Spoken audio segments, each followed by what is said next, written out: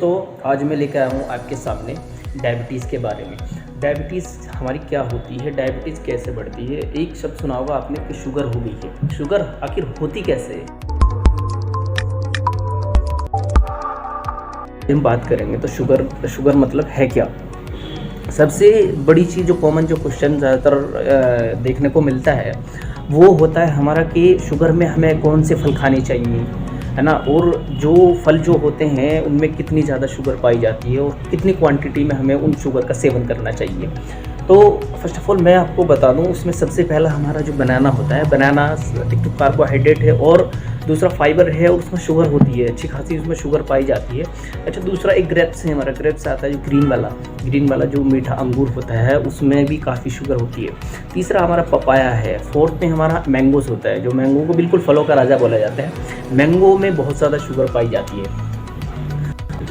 पांचवा फल हमारा वाटरमेलन होता है। वाटरमेलन भी काफ़ी शुगर से भरपूर होता है, उसमें काफ़ी चीनी होती है। अच्छा, अगर मैंगो हम जैसे खाते हैं तो मैंगो में काफ़ी मिठास होती है। तो अगर हम मान लो 100 से 200 ग्राम हम मैंगो ले रहे हैं, मतलब 100 ग्राम में 14 ग्राम, यानी कि 214 दूनी 28 ग्राम चीनी हो गई। 100 ग्राम मैंगो अगर हम ले रहे हैं, कंजप्शन कर रहे हैं, तो उसमें हम मतलब हमने 3 स्पून चम्मच ले ली शुगर की।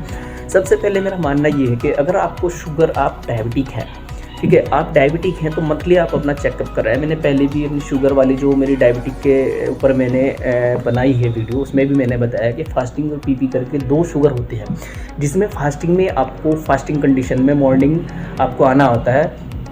आपको 10 to 12 आवर्स की आपको फास्टिंग चाहिए होती है। उसमें आपको 12 घंटे की फास्टिंग चाहिए होती है, जिसमें आपको फास्टिंग आके सैंपल अपना लैब में देना होता है। आजकल तो सेंटर खुले हुए हैं, उसमें भी आप खुद से भी जाकर के आप सैंपल दे सकते हैं इजीली।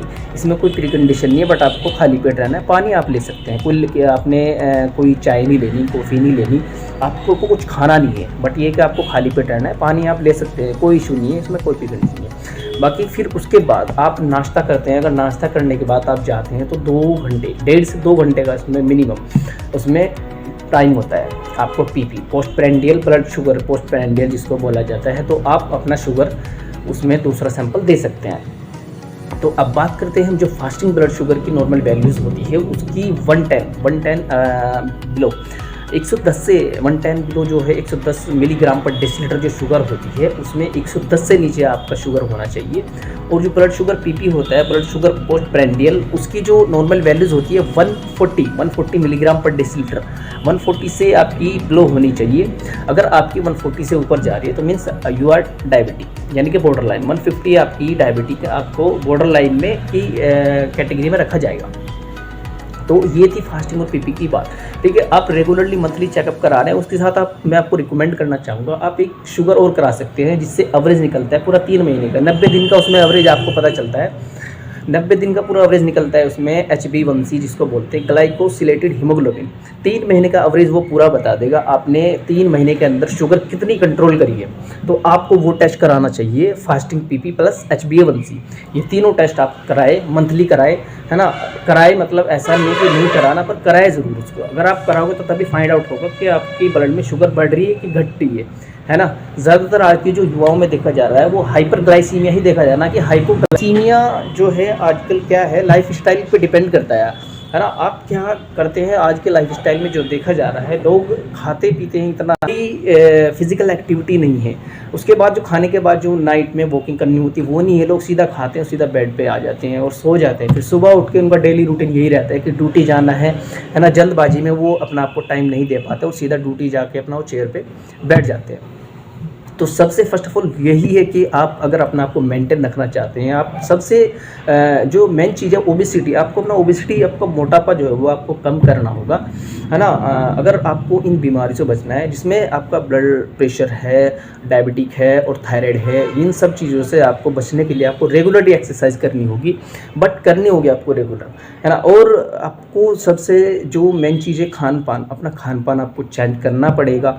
और बिना खान पान के आप कुछ भी नहीं कर सकते। और बीमारी, भूख से ज़्यादा आप अगर और ईटिंग कर रहे हो तो वो आपके लिए बेनिफिट नहीं है, वो आपको नुकसान ही कहीं ना कहीं आपके बॉडी में वो जाके करती है। वो सीधा वो खाना जो एक पचता है, जो एक उसकी सीमा होती है पचने की, जितना पचना होता है पच जाता, बाकी खाना आपकी बॉडी के अंदर वो डाइजेस्ट नहीं होता है, वो सड़ता ही है, फिर वो कितने रोग पैदा करता है आप सोच भी नहीं सकते।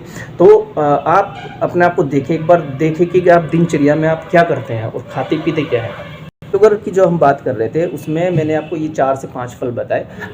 आप इनका अगर आप परहेज़ करके चलते हैं तो आप थोड़ा अपना आपको बेटर फ़ील करेंगे। और आप अगर चेक कराते हैं तो शायद फर्स्ट मंथ के अकॉर्डिंग अगर लास्ट मंथ में आप कराते हैं तो उसमें शायद आपकी शुगर थोड़ी नॉर्मल आ जाए। तो उसमें क्या है कि आपको एक्सरसाइज रेगुलरली करनी ही करनी है, मॉर्निंग वॉकिंग करनी है आपको, और आपको परहेज़ के साथ में करनी है। आप परहेज़ करना बहुत ज़रूरी है इसमें। अगर आप परहेज़ नहीं करोगे और एक्सरसाइज भी कर रहे हो तो शायद थोड़ा बहुत फ़र्क लगे, बट ये कि आपको अगर पूरी तरह परहेज़ करोगे तो आप डायबिटिक नहीं होंगे, आप सही हो जाएगा, आपकी शुगर आपके ब्लड में नॉर्मल हो जाएगी। ठीक है, और ये 3 टेस्ट मैंने आपको बताया। और दूसरी चीज़, आपको अपना ब्लड प्रेशर नियंत्रण रखना होगा। ब्लड प्रेशर भी काफ़ी कॉम्प्लिकेशन करता है हमारी बॉडी में। तो ये थोड़ी बेसिक जानकारी थी।